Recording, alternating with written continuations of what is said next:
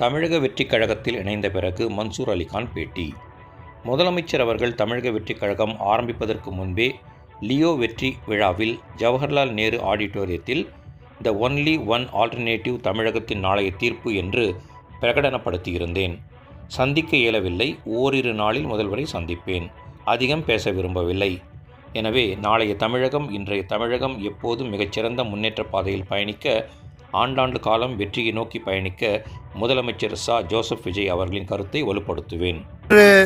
தமிழக வெற்றி கழகத்தின் முதுகெலும்பாக பணியாற்றி கொண்டிருக்கின்ற அமைச்சர் புஷி ஆனந்த் அவர்களின் தலைமையில் உயர்ந்த மனிதன், உயர்ந்த உள்ளத்திற்கு சொந்தக்காரர் அமைச்சர், விளையாட்டுத்துறை அமைச்சர் மற்றும் நெடுஞ்சாலைத்துறை அமைச்சர் ஆதவ் அர்ஜுனா அவர்களின் முன்னிலையில், உணவுத்துறை அமைச்சர் வெங்கட்ராமன் அவர்கள் முன்னிலையில், செங்கோட்டையன் அவர்கள் மூத்த பழம்பெரும் அமைச்சர்கள் முன்னிலையில் தமிழக வெற்றி கழகத்தில் என் இறுதி மூச்சு வரை பயணிப்பதாக இணைந்திருக்கிறேன். வரும்பொழுது கேட்டார்கள், இணைவதற்கு வருகிறீர்களா என்று. பிரிந்திருந்தால் தானே இணைவதற்கு.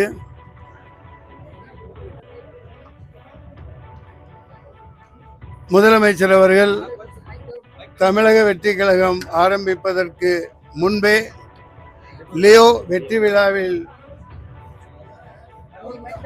ஜவஹர்லால் நேரு ஆடிட்டோரியத்தில்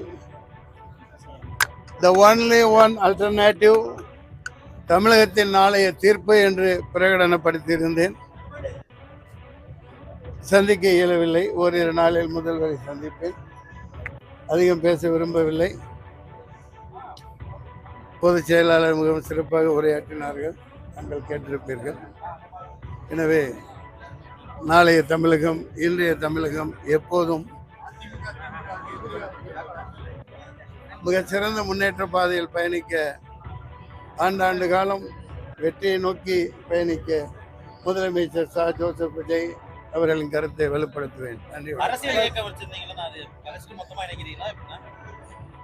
இதுக்கப்புறம் இது ஒரு கேள்வி தேவையா?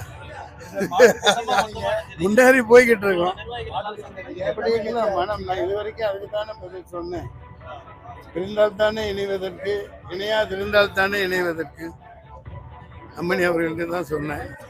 நன்றி. இது நிச்சயமாக மிகப்பெரிய புரட்சி தமிழக முன்னேற்ற பாதையில் பயணம். நன்றி, வணக்கம்.